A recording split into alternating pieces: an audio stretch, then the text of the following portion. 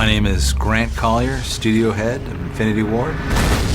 When we were going out to 29 Palms, about maybe 7-8 months into development, drove up there the night before, woke up, I think it was 4 o'clock in the morning, and then headed to this range where they do the live fire actions with the tanks. We wanted to replicate all of the authenticity that we had with Call of Duty 1 and 2 and bring it to this modern Call of Duty.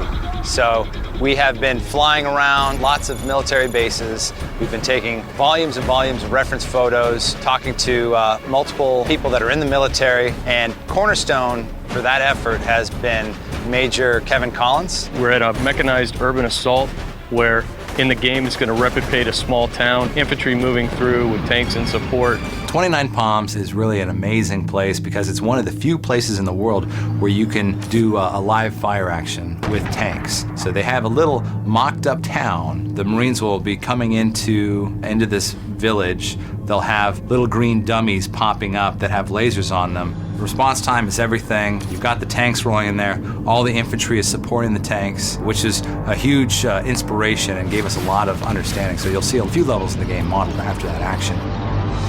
It was a real luxury for us that the Marines were allowing us to come there and do this whole photo shoot and have our animators, behind the tanks, and the artists sitting there watching the heat rising from behind the tanks. And when the tanks would fire, it was startling every single time it happened.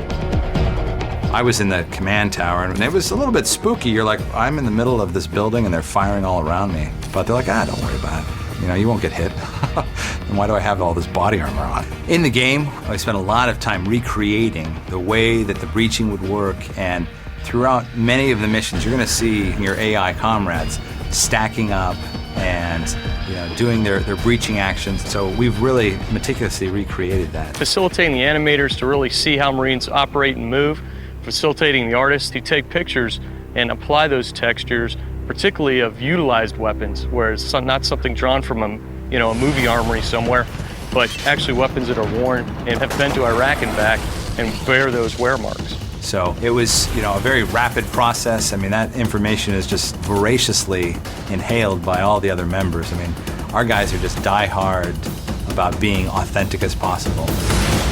All of the Marines that were out there, I guess they had gotten word that there was some of these video game guys coming around, and they're all bringing their gear up, and they're trying to show us their gear, and we gave them open invitations to come on down and visit us, and they were just totally awestruck. A bunch of the guys took us up on our open invitation to come down to Infinity Ward and check out the game, which was awesome. They jumped into a multiplayer game. At first they went running every which direction, got slaughtered, and then they're like, all right guys, this is not the first time we've done this. Now let's get together. And then they got together, they were covering each other, they were implementing real world tactics, and just were able to demolish the testers that they were fighting.